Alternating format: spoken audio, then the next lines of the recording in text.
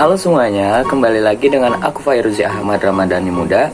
Kemarin kita udah ngebahas demokrasi dan perkembangan demokrasi. Dan perkembangan demokrasi di Indonesia, yang pertama itu demokrasi parlementer. Kira-kira apalagi ya yang harus kita bahas? Ayo kita lanjutkan. Demokrasi terkelola.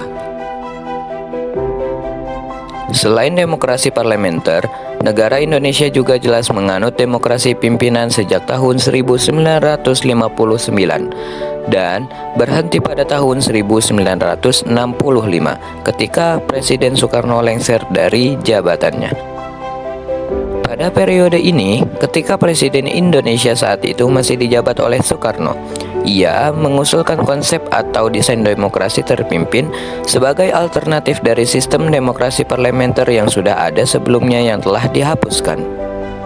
Program demokrasi Presiden Soekarno didasarkan pada pendirian politiknya yang meliputi nasionalisme, anti-imperialisme, dan negara ketiga. Ia berpendapat bahwa sistem demokrasi parlementer yang diterapkan sebelumnya tidak sesuai dengan kondisi dan keadaan negara Indonesia dan mengusulkan demokrasi terinduksi sebagai alternatifnya. Dalam demokrasi terpimpin ini, kekuasaan tertinggi dijalankan oleh lembaga eksekutif komprehensif yang berpusat pada presiden dan peran parlemen lebih terbatas dibandingkan di negara demokrasi parlementer sebelumnya. Sejarah politik dari era demokrasi parlementer hingga demokrasi terkelola membentuk panggung politik negara. Salah satu fenomena yang terjadi adalah Presiden Soekarno kecewa terhadap kinerja para menteri konstituante pada era demokrasi parlementer, di mana mereka tidak mampu mencapai kata sepakat terhadap Undang-Undang Dasar, hingga akhirnya Presiden Soekarno melakukan pemungkutan suara. Pada bulan Juli 1959, keputusan Presiden diundangkan, memberlakukan kembali Undang-Undang Dasar 1945 dan membubarkan Majelis Konstituante. Periode 1959 hingga 1965 merupakan era demokrasi terkelola. Pemahaman fondasi demokrasi terkelola berdasarkan ketetapan MPRS nomor 8 1965, yaitu gerakan rakyat yang berpedoman pada kebijaksanaan konsultatif atau perwakilan, yang inti pokoknya adalah saling mendukung semua bangsa yang progresif kerjasama. Unit dari sebuah negara revolusioner dicapai bersama dengan poros Nasakom. Ciri-ciri demokrasi yang dipimpin adalah 1. Supremasi presiden. Artinya, Presiden Soekarno akan memegang peranan yang sangat penting dalam menetapkan berjalannya proses memerintah dalam negara. 2. Kurangnya peran partai politik. 3. Semakin besar efek PKI dan angkatan bersenjata selaku kekuatan sosial politik di Indonesia.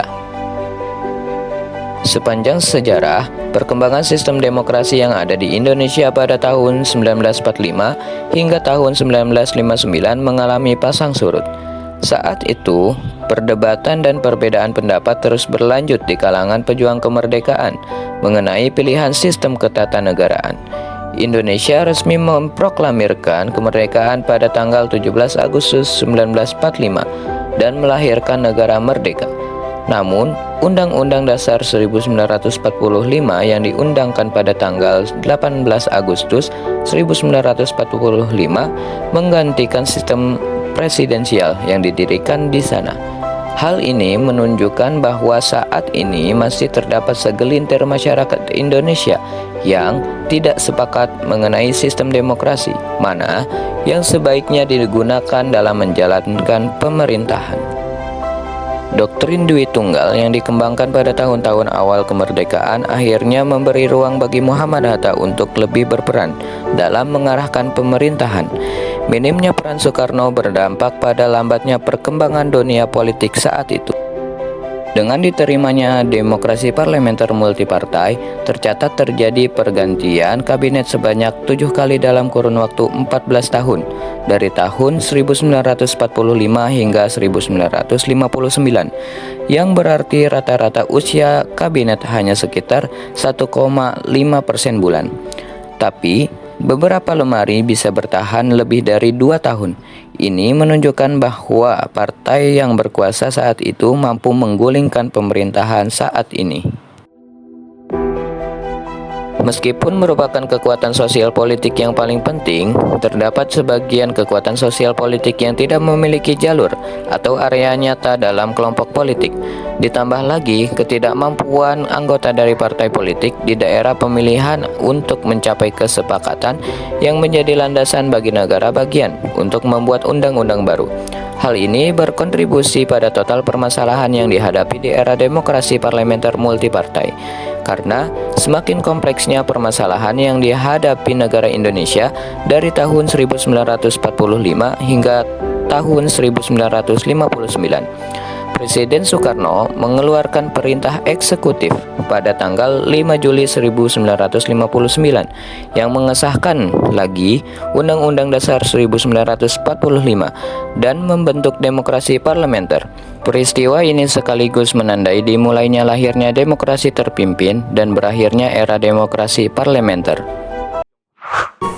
Nah, itu dia demokrasi terkelola. Kira-kira apa lagi ya yang harus kita bahas? Kita bahas di next video. Dadah, see you guys.